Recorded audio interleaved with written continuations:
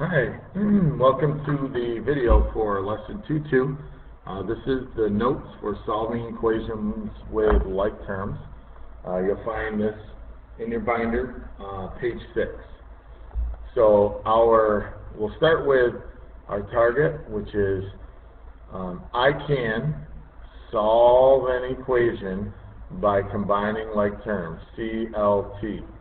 Alright, so you should have learned about combining like terms and what they are, but just in case, we're going to review that a little bit. So in algebra, like terms are terms that have the same variables and powers. So if there's exponents and variables, they have to be identical.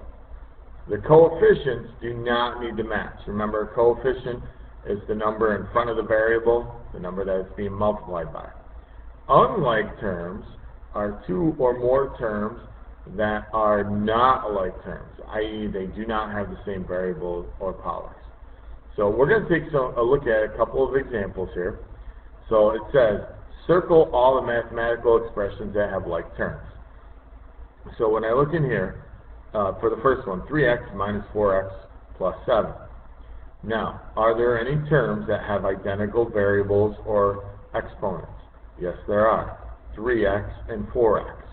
Now 7 is not a like term with these other two because 7 doesn't have a variable next to it.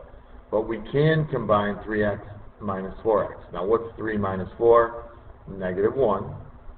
And then you need to put the x next to it plus 7. So that's what you get when you combine like terms. Now, some of you may be aware that if you have a 1 or a negative 1, you don't actually need to put the number in front of the variable. That's fine. The next one looks like it might be like terms, but if you look closer, we have an n next to 8 and an m next to 6, or negative 6. So these are not like terms, so you cannot combine them. The next expression, 5 plus 8 minus y. Now there isn't any other terms that have a y, but there are two terms, 5 and 8, that are just what we call constants, numbers without any variables next to them. And you can combine them. So what's 8 plus 5? That's 13. And don't forget the minus y after. And the next one, negative 7d plus 8d. What's the variable? D. So since they have the same variable, you can combine them. So what's negative 7 plus 8? That is 1d, or just d. So this can be combined. And then the last one we have is 6 plus 10r. Those cannot be combined because they are not like terms. Now I'm going to give you one more. X squared plus 2x squared plus x. Now, I know all three of these have x's in them, so they have identical variables, but not all three of them have identical exponents. So, technically, the like terms for this are x squared and 2x squared. So, 1 plus 2 is 3, so we have 3x squared plus x. That is it. You cannot add these other two because the x by itself, the variable, doesn't have an exponent, so it is not identical to this. Okay? Alright, let's take a look at some examples of solving equations that involve combining like terms. So the directions say solve and check. Do I need to do the check, Mr. Decker? You know the answer to that. Yes, you do. First step, draw my line down through the equal sign, so I know to do the same thing on both sides. I do have like terms, 6x plus 4x, that's 10x, minus 7 equals 23. Now it just becomes a two-step equation that you do your inverse operations and solve. And we get 10x equals 30, divide both sides by 10, and we have a lovely answer of 3. Now, make sure you circle or put a box around your answer so that it is clear what the answer is. Now we're going to do the check.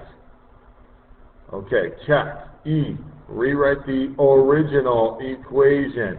not 10x minus 7 equals 23, 6x plus 4x minus 7, equals 23. Now, if your mistakes when you solved it was when you combined the like terms, you would never discover that doing the check if you jumped right through this part. That's why the check clearly states, my rules for doing the check clearly are that you must rewrite the original equation.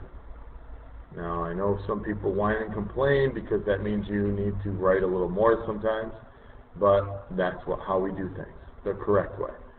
So we have 18 plus 12 minus 7 equals 23. So now 18 plus 12 is 30, and 30 minus 7 is 23. 23 equals 23. It checks beautifully. Okay, the next one. Again, I'm going to draw my line. This time I have 5n and negative 3n, and then I have positive 8 and positive 4. So 5n minus 3n is 2n. 8 plus 4 is 12, so 2n plus 12 equals negative 36. Make sure you include that sign. Now, subtract 12 from both sides. Hopefully, you don't need a refresher with this, but negative 36 minus 12 is negative 48, not negative 24. Be careful. Divide by 2, n equals negative 24 for a final answer. Now, if you did this incorrectly when you do the check, and that's why we do it, you would discover that there was a mistake. So check, rewrite the original equation. 5n plus 8 minus 3n plus 4 equals negative 36. Plug in your values. So 5 times negative 24 plus 8 minus 3 times negative 24 plus 4 equals negative 36. Alright, so now let's do some of the math. 5 times negative 24, positive times the negative is a negative, so negative 120, plus 8, negative 3 or minus 3 times negative 24, negative times the negative is a positive, 72, plus 4 equals negative 36. Alright, now we start combining. Negative 120 plus 8 is negative 112, not negative 128. Plus 72 plus 4 equals negative 36. Negative 112 plus 72 is negative 40, not negative 84. Plus 4 equals negative 36. And then negative 40 plus 4 is negative 36, not negative 44. And negative 36 equals negative 36.